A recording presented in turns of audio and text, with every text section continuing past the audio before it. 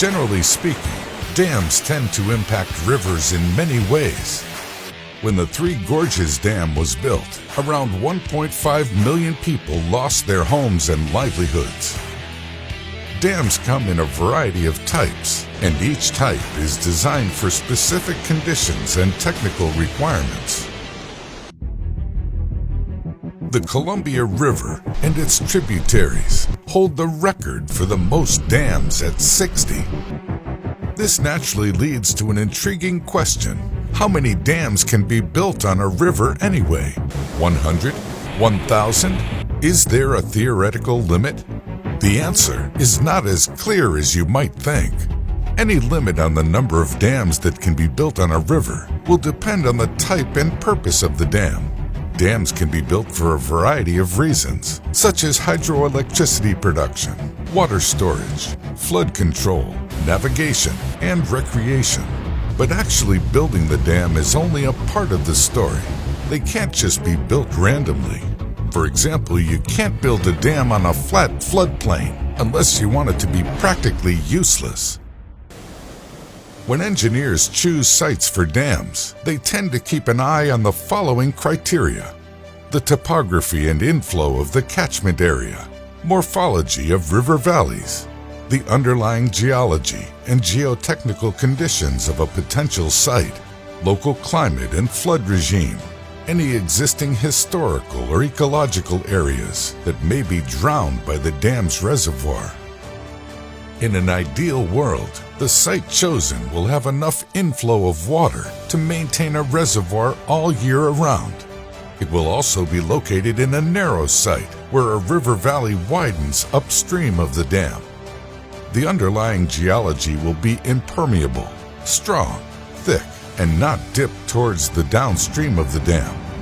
There should be limited or no jointing and faulting in order to prevent water leaking from the dam's reservoir over time. It is possible to grout foundation geology to fill any holes, but this just adds to the construction cost. A proposed dam will also not destroy any nature reserves, towns, or places of historical, cultural, or ecological importance. These issues will also determine the type of dam to be built. Dams come in a variety of types, and each type is designed for specific conditions and technical requirements.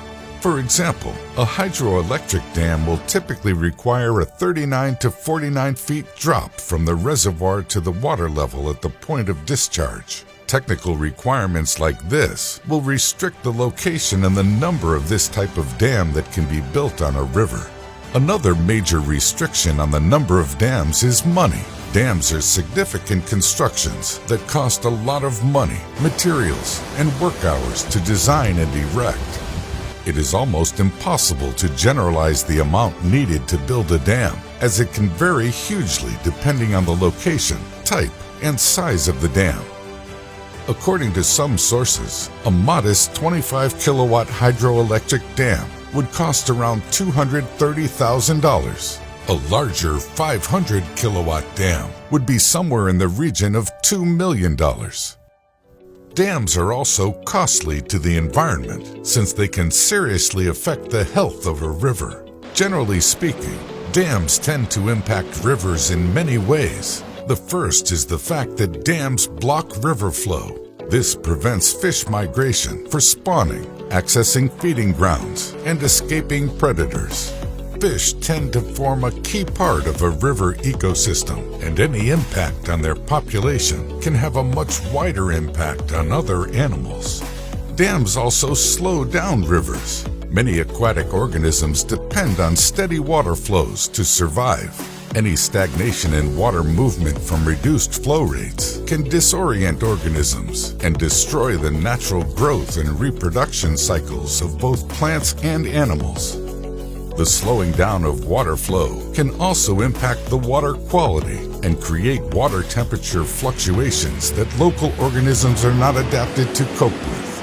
Oxygen levels can also drop, leading to serious ecological problems like algae blooms. There can be a heavy toll on humans too. When the Three Gorges Dam was built, around 1.5 million people lost their homes and livelihoods. 1,500 cities, towns, and villages were destroyed, and countless rare architectural and archaeological sites and areas of natural beauty were lost. Dams on the Mekong and Nile turned the areas downstream into deserts, destroying people's livelihoods along with the environment.